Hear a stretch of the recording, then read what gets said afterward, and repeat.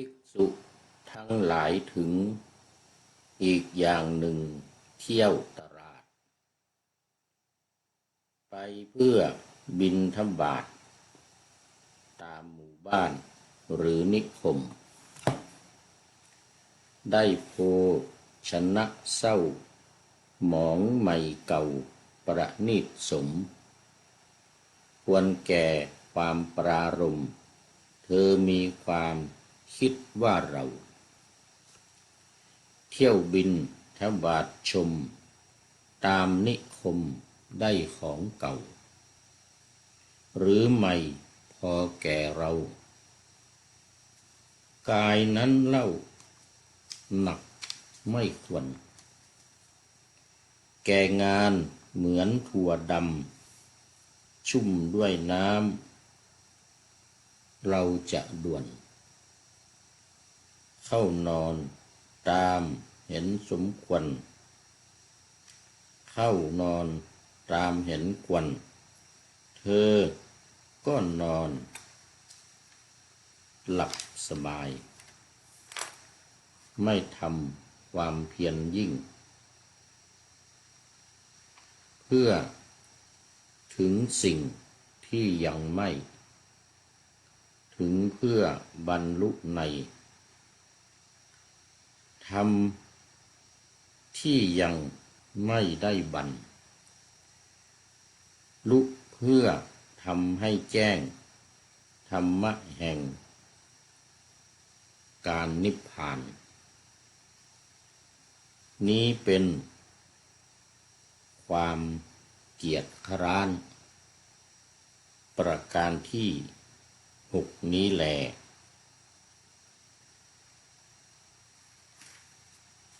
ขอถวายความนอบน้อมแด่พระรัตนตรัยมีพระพุทธเจ้าเป็นต้นขอถวายความเคารพพระมหาเถระพระเถรานุเถระเจ้าคณะพระสังฆาธิการทั่วโลกมีพระเดชพระคุณพระธรรมเสนาบดีเจ้าคณะภาค7วัดพระธาตุดอยสุเทพเป็นต้นและขออำนวยพรแด่ท่านผู้ฟังท่านผู้ชมสาธุชนพุทธบริษัททั้งหลายวันนี้รายการธรรมะหลังธรรมวัดเย็นของวัดพระธาตุดอยสุเทพออกอากาศทางสถานีวิทยุพระพุทธศาสนาแห่งชาติและจริยธรรมวัดพระธาตุดอยสุเทพ FM 96 เมกะเฮิรตซ์มีพ่อครูบรรลบนามวงพรหมเป็นผู้อำนวยการอาจารย์วรมหาประสิทธิ์ประสาธิโกเป็นหัวหน้าสถานีและอาตมาภาพพระครูปริยัติยานุศาสตร์เป็นผู้บรรยายเป็นประจำทุกวันเวลา 18:40 นาทีถึง 19:10 นาทีสำหรับวันนี้ก็ยังเหมือนเดิมบันทึกเสียงล่วงหน้าผ่านทาง Facebook ไลฟ์สวัยเทพบุญขณะนี้กำลังไลฟ์สดก็ออกอากาศนู่นตอนเย็น6:40ไปถึง7:10 6 โมงเย็นนะแล้วก็วันนี้ก็ต้องรีบทำรายการให้เสร็จเพราะว่าวันนี้ตอนเช้าเนี่ยก็จะต้องเข้าไปในเมืองทานลินเมืองหลวงของเอสโตเนีย แล้วก็มีโยคีผู้ปฏิบัติจากประเทศฮอลแลนด์อยู่เข้ามาตั้งแต่เมื่อวานวันนี้ก็มาเพิ่มอีกเพราะฉะนั้นก็รายการต้องรีบทำให้เสร็จล่วงหน้าก็จะได้ไม่ไปยุ่งรบกวนเกี่ยวกับงาน ของทางวัดแล้วก็วันนี้ ยังอยู่ในหัวข้อเดิมแต่เป็นข้อที่6 7 8ระหว่างหัวข้อเดิมที่ตั้งแห่งความเกียจคร้านซึ่งมาในอัตถกนิบาตสังยุตตนิกายพระสุตตันตปิฎกเล่มที่27หน้า343ถึง45ข้อที่385เหมือนเดิมเหมือนเดิมเหมือนเมื่อวานเพราะว่ามันยัง เมื่อวานนี้ว่าไป5ข้อยังเหลืออีก3ข้อก็มาต่อกันในข้อที่5 6 7 8ซึ่งกุศีตวัตถุที่ว่าที่ตั้งแห่งความเกียจคร้านเนี่ย8ประการเนี่ยคือเดี๋ยวทบทวนอีกนิดนึง1ไม่ทำงานรู้ว่าการงานที่จะต้องทำมีแต่ว่ามันจะเหนื่อยว่างั้นมันจะเหนื่อยจะลำบากก็เลยนอนซะก่อนไม่ทำเพราะว่าถ้าทำแล้วมันก็จะลำบากกายอันนี้ประการที่1ประการที่2ทำเสร็จแล้วเธอก็มีความคิดว่า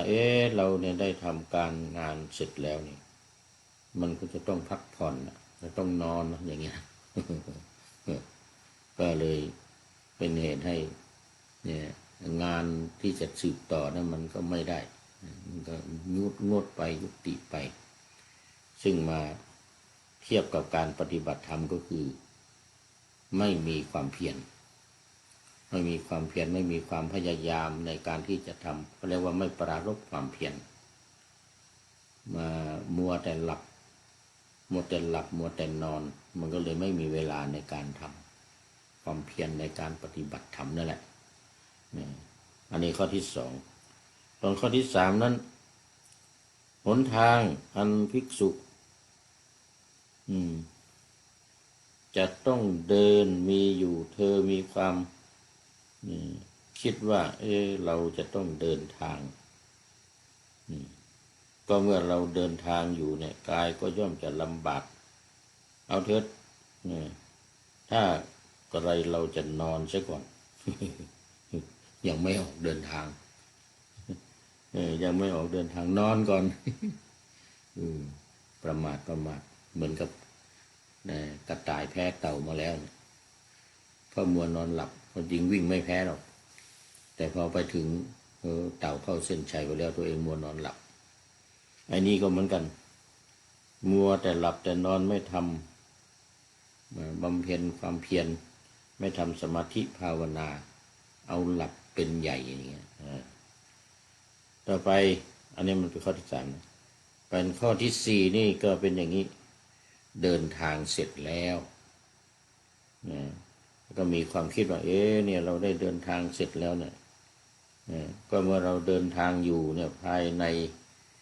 กายก็ลำบากถ้าจะอะไรเสียเราจะนอนก่อน แล้วก็นอนเสียไม่บรรลุความเพียรไม่ทำสมาธิภาวนาเพื่อให้ถึงสิ่งที่ยังไม่เคยถึงคือพระนิพพานเพื่อบรรลุสิ่งที่ยังไม่เคยบรรลุก็คือพระนิพพานนี่แหละรวมทั้งอริยมรรคทั้งหลายตั้งแต่โสดาบันไปด้วยโสดาบันสกทาคามีอนาคามีเนี่ยเพราะฉะนั้นจะไม่ควรที่ว่าจะมาผัดเพี้ยนจะมาผัดเพี้ยนผัดผ่อนผันอีกประการหนึ่งภิกษุเที่ยวบิณฑบาตตามบ้านหรือตามนิคมไม่ได้โภชนะอันเศร้าหมองหรือประณีตพอแก่ความต้องการเธอก็มีความคิดว่าเนี่ยเมื่อเราเที่ยวไปเดินไปบิณฑบาตเนี่ยตามบริเวณบ้านหรือนิคมไม่ได้ในภาชนะไม่ได้โภชนะอันเศร้าหมองอันเลิศอันประณีตไม่ได้สักอย่าง ตามความต้องการของตัวเองไม่ได้สักอย่างกายของเรานั้นลำบากแล้วไม่ควรแก่การงานเอาแล้วให้หยุดนี่แล้วจะหลับนี่แล้ว ไม่ได้เรื่องต่อมามันนี้มาดูข้อใหม่ข้อใหม่ข้อที่6ภิกษุทั้งหลายอีกประการหนึ่งภิกษุเที่ยวบิณฑบาตตามบ้านหรือนิคมได้โภชนะเศร้าหมองหรือประณีตพอแก่ความต้องการเธอก็มีความคิดอย่างนี้ว่าเราเนี่ยเที่ยวบิณฑบาตนี่นะตามบ้านตามเรือนหมู่บ้านตามนิคมได้โภชนะเศร้าหมองบ้างได้โภชนะอันประณีตบ้างเนี่ยสลับกันไปอย่างเงี้ยนะ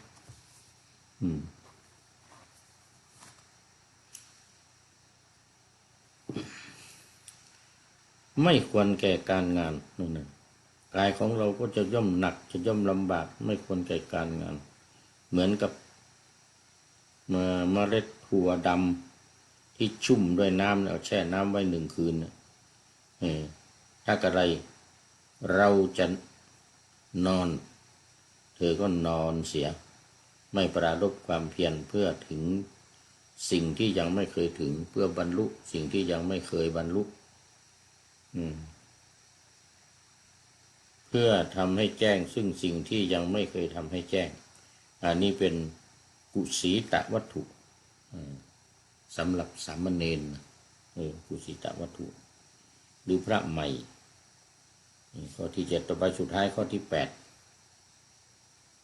ข้อที่8นี้ก็ภิกษุทั้งหลายอีกประการหนึ่งอาพาธเล็กน้อยเกิดขึ้นแล้วแก่เราเธอมีความคิดอย่างนี้ว่าอาพาธเล็กน้อยนี้เกิดแก่เราแล้วเขามีข้ออ้างเพื่อที่จะนอนโรงพยาบาลเอาเถิดถ้าก็ไรเราจะนอนเธอก็นอนเสียไม่ปรารภความเพียรเพื่อถึงที่สุดทั้ง2 อย่างทำให้แก่ตัวเองแก่ครอบครัวแล้วก็ยังแก่คนอื่นด้วยเรียกว่ายิงปืนนัดเดียวได้นก 2 ตัวได้นก 2 ตัวในเรื่องของเรื่องมันนะอันนี้เป็นข้อที่7ต่อไปข้อที่8ข้อสุดท้ายวันนี้ภิกษุทั้งหลายอีกประการหนึ่งภิกษุหายจากอาพาธแล้วแต่ยังหายไม่นานเธอมิควร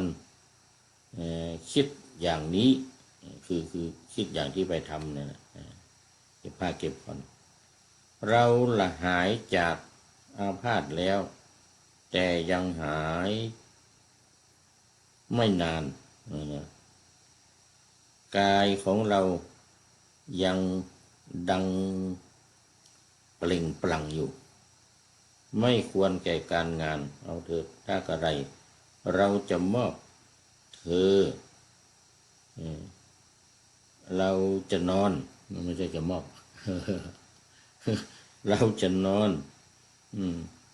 เธอก็นอนเสียไม่ปรารถนาไม่ปรารภความเพียรเพื่อถึง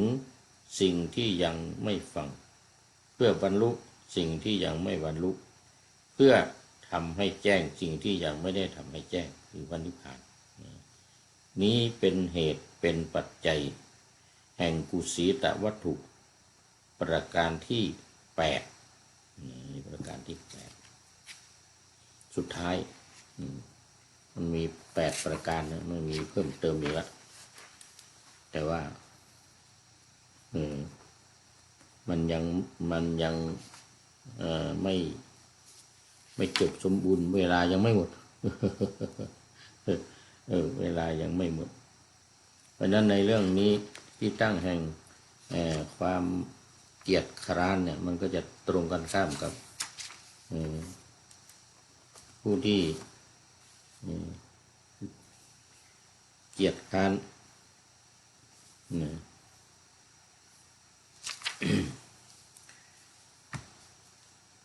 ที่7ที่8สรุปแล้วของเริ่มจากที่6มา สำหรับวันนี้นะสำหรับวันที่ 6สำหรับวันนี้ภิกษุเที่ยวบิณฑบาตตามบ้านหรือนิคมได้โภชนะเศร้าหมองหรือประณีตพอแก่ความต้องการเธอมีความคิดว่าเราเที่ยวไปบิณฑบาต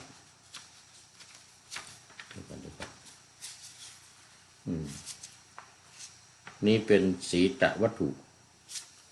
กุสีตะวัตถุ3บ้านหรือนิคมได้โภชนะเศร้าหมองหรือประณีตพอแก่ความต้องการแล้วกายของเหล่านั้นหนักไม่ควรแก่ทำเหมือนถั่วดำชุ่มด้วยน้ำเอาไปหวานเอาไปทอดเอาไปปลูกอะไรมันก็ไม่ได้เอาเถิดถ้ากระไรเราจะนอนเธอก็นอนไม่ปรารภความเพียรเพื่อถึงที่ยังไม่เคยถึงเพื่อบรรลุสิ่งที่ยังไม่เคยบรรลุเพื่อทำให้แจ้งสิ่งที่ยังไม่เคยทำให้แจ้งนี่เป็นกุสิตาวัตถุประการที่6การประการสุดท้ายพระพุทธองค์ก็ตรัสกับภิกษุทั้งหลายตรัสกับภิกษุทั้งหลายว่าภิกษุทั้งหลายอีกประการหนึ่งอาพาธเล็กน้อยเกิดขึ้นแล้วแก่ภิกษุเธอมีความคิดอย่างนี้ว่าอาพาธที่เล็กน้อยนี้เกิดแต่เราแล้วเราก็มีข้ออ้างเพื่อที่จะนอนเอาเถิดมันเพราะไม่มีที่อ้างไม่มีคำอ้างเราไปนอนไม่ได้เพื่อถึงสิ่งที่ยังไม่เคยถึงเพื่อบรรลุสิ่งที่ยังไม่เคยบรรลุเพื่อทำให้แจ้งสิ่งที่ไม่ทำโดยแจ้งเนื้อหานี้เป็นกุสิตาวัตถุประเภทที่7อันนี้ก็เรื่องของความเกียจคร้านในการที่จะทำสมาธิภาวนายิ่งเป็นสมถกรรมฐานนี่ยิ่งท้อใจใหญ่เลยเพราะมันเขาเรียกว่าสมัยนั้นมันเขาเรียกว่าถ้าวิ่งตามหลังรถนี่นะล้อเนี่ยเขาก็บอกว่าโอ้นี่มันตามหลังรอยเท้า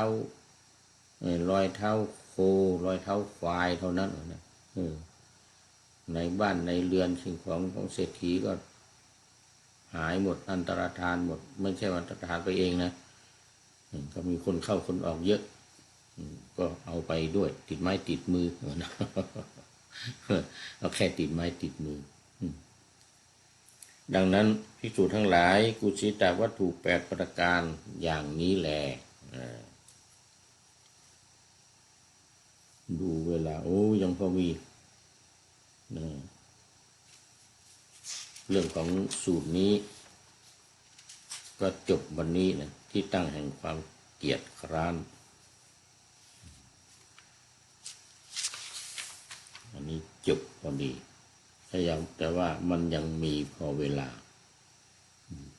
มีเวลาพอ ที่ตั้งแห่งการปรารภความเพียรเมื่อกี้นี่มันเป็นที่ตั้งแห่งความประมาท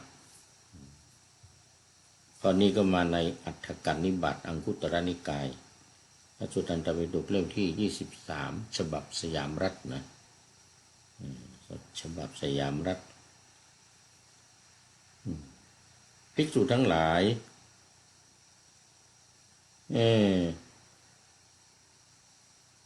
เพียร8ประการนี้8ประการเป็นอย่างไร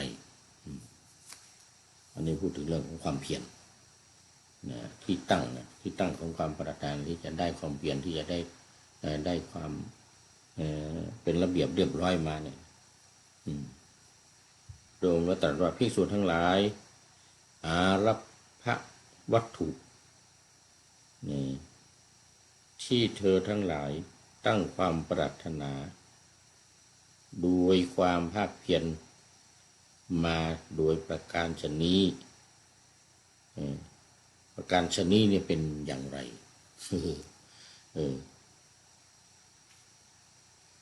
ภิกษุทั้งหลายภิกษุในกรณีนี้การงานอันภิกษุจะต้องทำมีอยู่เธอมีความคิดอย่างนี้ว่าเราจะต้องทำการงานก็เมื่อเราทำการงานอยู่มันไม่เป็นการจ่ายที่จะยกมาเป็นถังๆเป็นก้อนๆอย่างนั้นได้เหมือนกันนะเป็นอย่างนั้นมันเป็นไปไม่ได้ดังใจความมาในข้อที่หนึ่งอันนี้มี8 ข้อเหมือนกันข้อที่หนึ่งก็การงานนั้นภิกษุจะต้องทำมีอยู่เธอมีความคิดว่าเราจะต้องทำการงานในเมื่อเราทำการงานอยู่นี่บางทีนั่งรถผ่านไปก็คิดว่าเขาหลับอะไรเงี้ยจริงเขาก็ยังประสานงานทำงานอยู่แต่ว่าเล็กๆน้อยๆพระพุทธเจ้าทั้งหลายถ้ากระไรเราจะรีบปรารภความเพียรเสียก่อนเมื่อถึงสิ่งที่พึงทำแล้วยังไม่ได้ทำก็ทำให้แจ้งโดยเธอขอปรารภความเพียรเพื่อถึงสิ่งที่ตนเองต้องการ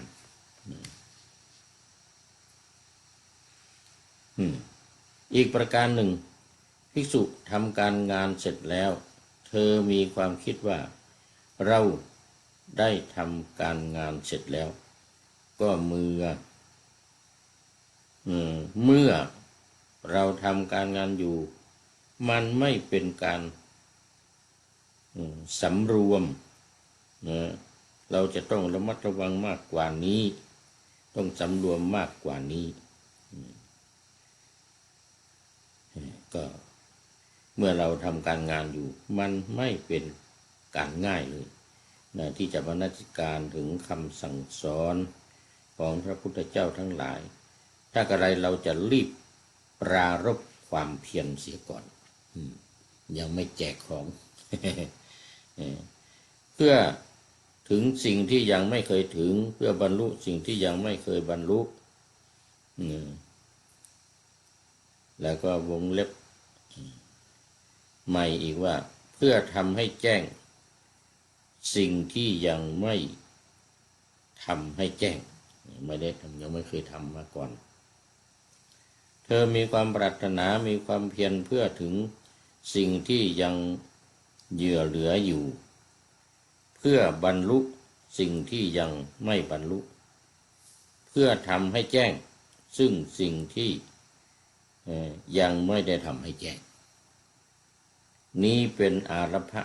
กถาวัตถุ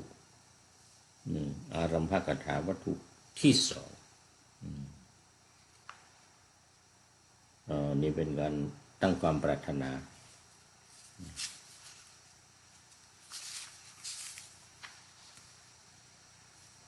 อีกประการหนึ่งหนทางอันภิกษุต้องเดินมีอยู่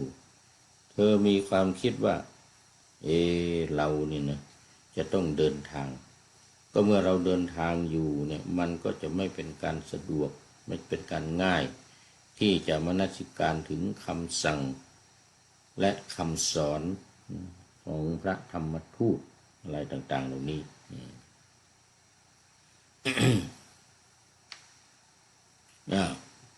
อีกประการหนึ่งเยอะนี่ประการหนึ่งมีเยอะเหลือเกิน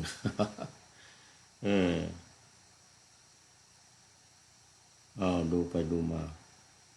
เวลาก็จะหมดอีก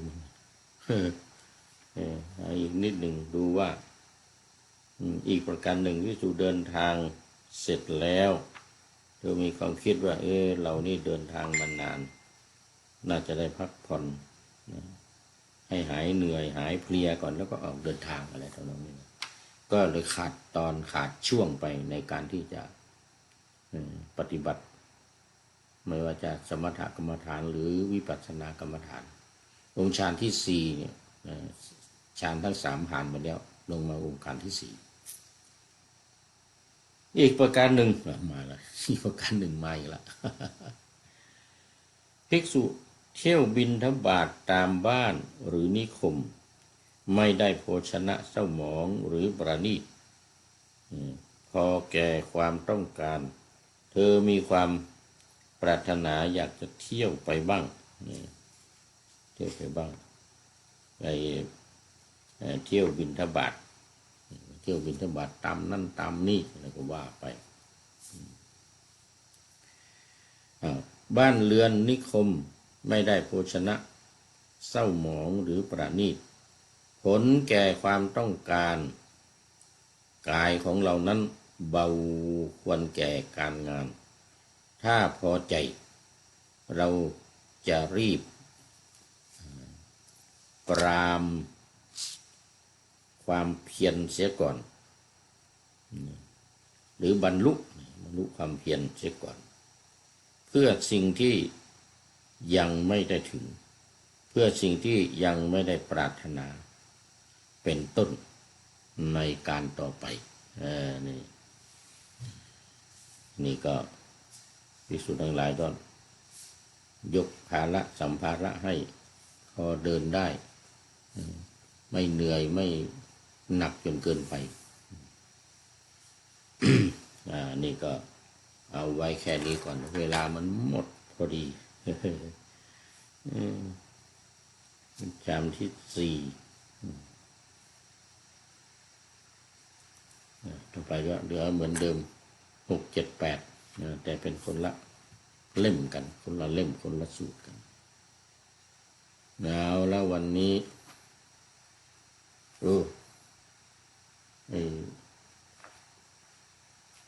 ท้ายรายการเดี๋ยวก่อนวันนี้ท้ายรายการมีอะไรฝากจากใครที่ไหน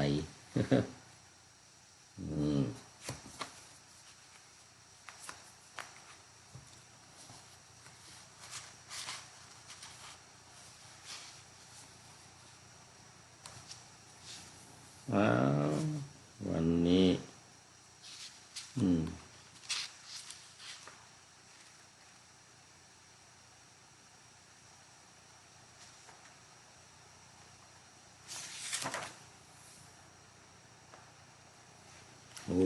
วันนี้มาจากท่านนายพลนเรศจิตรักฝากมาเตือนสติเป็นข้อไม่ใช่ข้อคิดธรรมดานะเป็นข้อเตือนสติ โดยเฉพาะในเรื่องของชายแดนสงครามจากชายแดนฝากมาในเรื่องของบูรณภาพแห่งดินแดนบอกว่า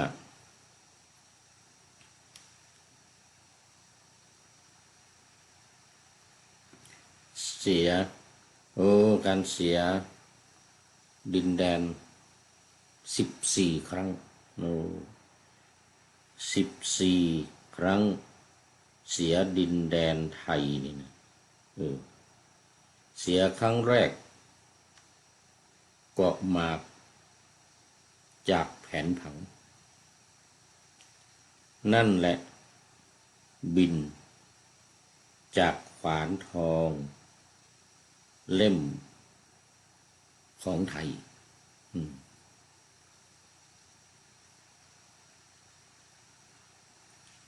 300 กว่าตารางไมล์หลักฐานมี